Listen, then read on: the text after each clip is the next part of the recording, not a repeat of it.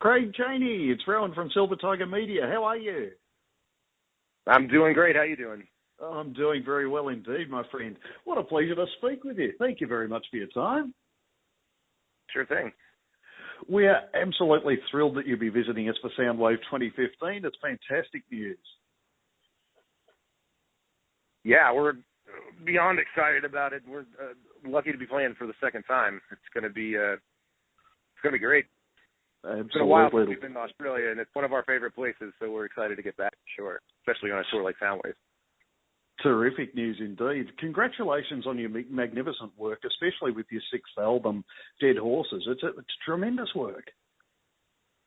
Thank you so much. Oh, my pleasure. It was only, as I understand it, 8 months after the band formed that you joined, thankfully. And there's been a variety of lineup changes, but your sound now seems to work better than ever. What's kept you going through so many changes? I feel like for a while we just had this desire to write music. I mean, as a band, that's like when we started as a band, we started to have fun. You know, we were just dudes that wanted to have fun in a band in a growing scene, a growing genre, and a growing, branching out genre.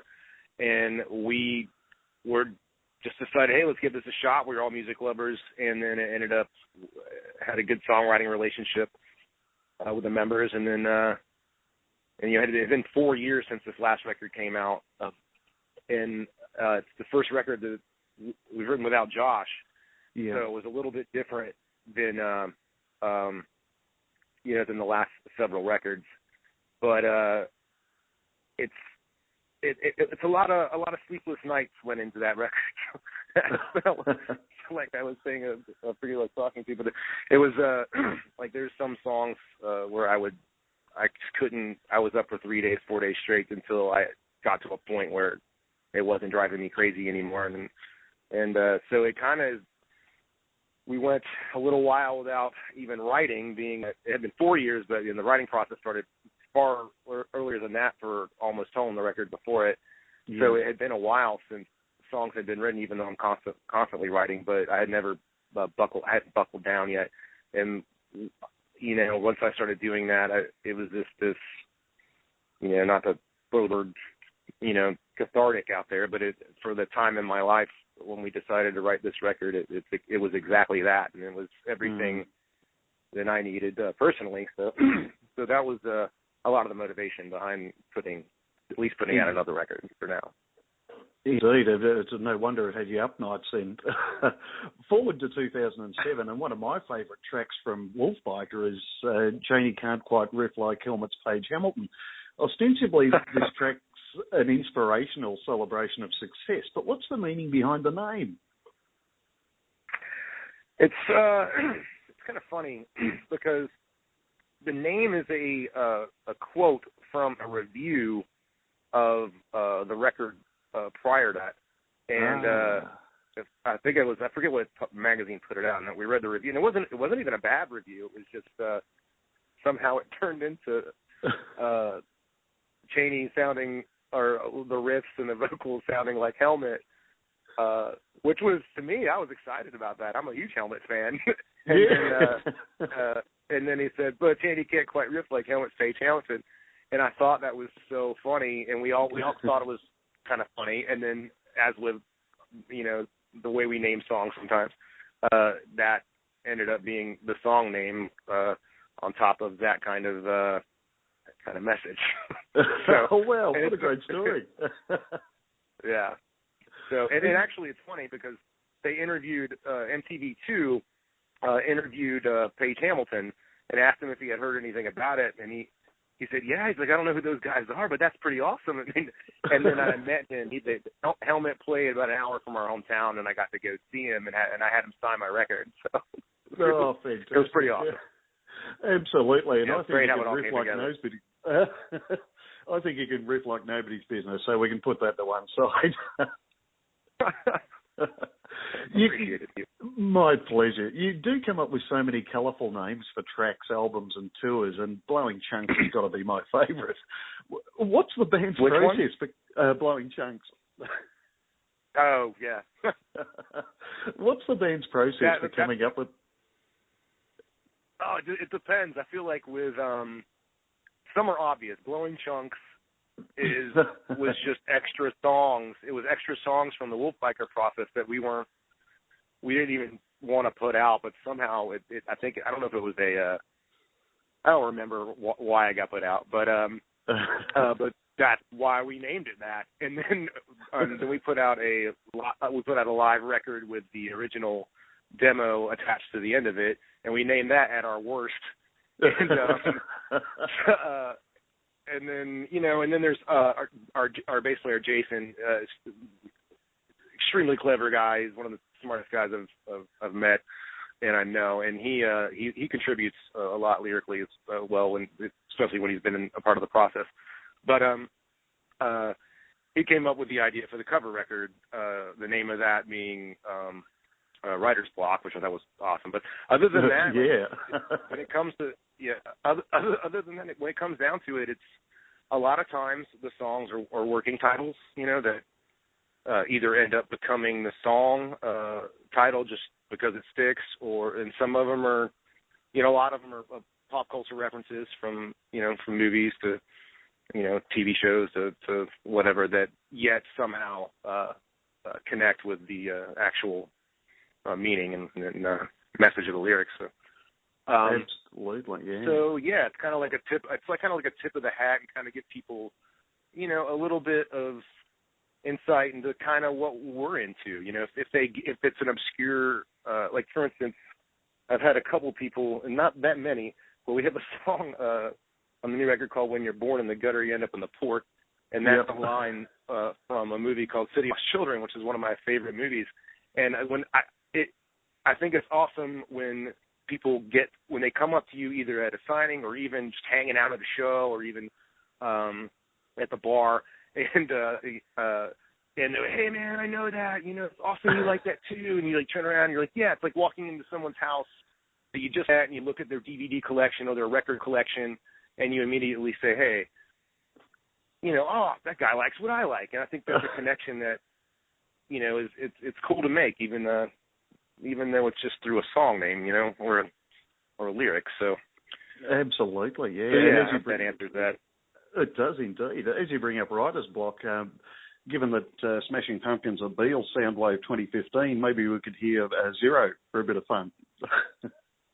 Wait, Smashing Pumpkins are not on it? Yeah, they're on it. Or are they? Yeah, they're on it. Oh, I thought you said they bailed on it, and I was like, wait, what? No. No. Don't let me put that news out there. Yeah. Oh, no, that's I'm sorry. It was the accent. That's all right. Yeah, it's unfortunate that we're playing the same time as them, because that was definitely one of the bands I was excited to see. I've never seen them live, but if we weren't playing, it might have been nice if maybe Billy Corgan came over and sang a hook with us if we covered it. But I don't know. It depends on our set time. We have to be, I guess. I got to figure out what we're going to cram into that set out of all these records. So. Exactly, and you've got such an extensive repertoire to choose from. It'll be brilliant to hear what you bring along. I hear so many potential influences in your music, particularly in your own vocals. Who would you say has been influential on your sound?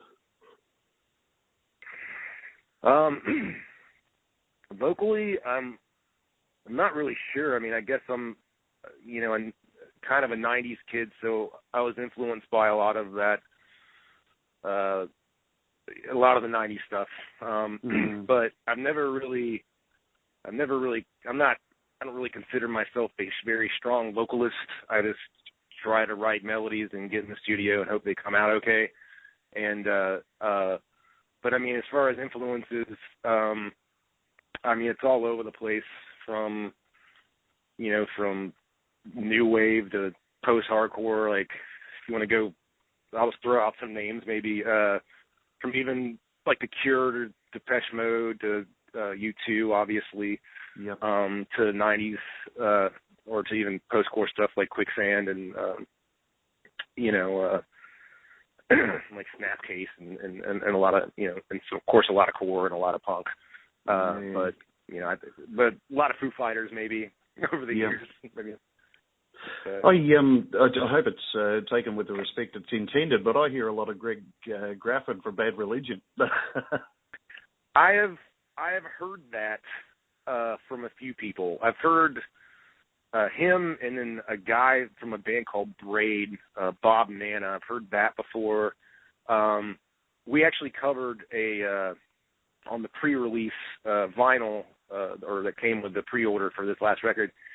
We had covered "I Want to Conquer the World" by Bad Religion, and so brilliant that stuff. ended up happening. So I was excited to even try to even pump those vocals, but as I say, it's intended with the greatest of respect to you. With so many, that's a big. Bad Religion was a big influence on this band. So. Terrific. With such a magnificent choice of tracks that you can bring along, what can we expect for Soundwave 2015? Well, it's going to be, we're going to try to mix it up as much as we can. We'll play a couple new tracks. We'll play Chaney, of course. Old stuff like Donnie, a couple songs off Almost Home, maybe. Some Wolf Biker has to be in the mix. That's of course Chaney's on that, but I think new tracks. I think we're playing the title track, and then I'm not sure what the second song is we might be playing, but it'll be kind of a good mix of stuff, hopefully.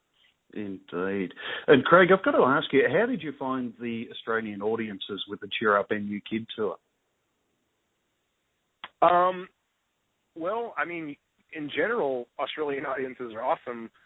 I was just comparing them to a combination of kids in the States and then kids in Europe, and how it's refreshing because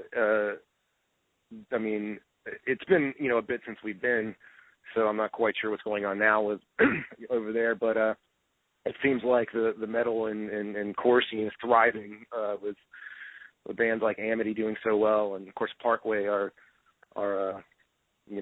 the first tour we ever did over there. Winston was our roadie, so so it's like that. But the crowds, I remember that first Byron Bay crowd we played to. I was like, man, this is it's one of the best places. One of our favorite places to tour, and that's not just blowing smoke because it'll be on Soundwave. But we love the kids over there, so. We'll find out. We'll find out what they're going. We'll find out what's going to happen at this during our set. As long as they can circle pitch still, then they got ours. We'll be stoked about it. So. Terrific. Yeah. Well, do you have a favourite track to perform live? Just a 1 minute wrap up. Thank you. Do you have a favourite track to perform live? Favorite track?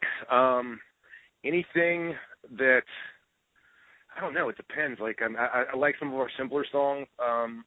But I also like stuff like I get to do a lot of pedal work with that I really like playing. There's a couple of really fun songs like Rolling Thunder, Mental Illness. That's really a lot of the fast songs are really fun for me to play. But we like to slow it down sometimes too. And like I think we might open with this song called "To the First Baptist Church" in Jacksonville, Florida, and that kind of starts off kind of drony and then kicks in fast. So it's dynamic songs, are a lot of fun to play too, where it has a bit of everything. Magnificent. Look, the wait is nearly over for us to see you here again in Australia. Congratulations again on Dead Horses. It's just tremendous, and we look forward to catching up with you at the Soundwave 2015 tour. Thank you so much, man. We're looking forward to coming. Great to speak to you. I'll have to hit you up for an interview on scene.